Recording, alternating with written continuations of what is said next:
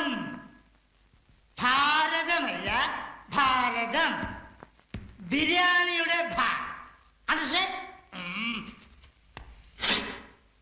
പായുടെ അടിയിൽ നാ കിടന്നാൽ എന്തു പറയും?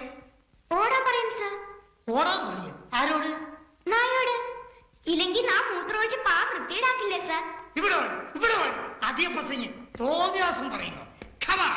കൈനാട്ടം തോന്നിവാസം കാണിച്ചാൽ ഇങ്ങനെയിരിക്കും. ഇത് തുടക്കമാണ്. മാഷെ എത്ര വേണേലും അടിച്ചോ മാഷെ, ഇന്നൊരു ദിവസമല്ലേ ഉള്ളൂ. അതെന്തായാലും നാളെ ഞാൻ ചത്തു. നീ എന്താണ് ചക്കയെ കരയുന്നത്? സത്യം പറയാ, ഞങ്ങള് പറഞ്ഞു മാഷ ആരോടും പറയരുത്. കാര്യം എന്താ പറയണം. മാഷ ക്രിസ്ത്യാനിയാണോ?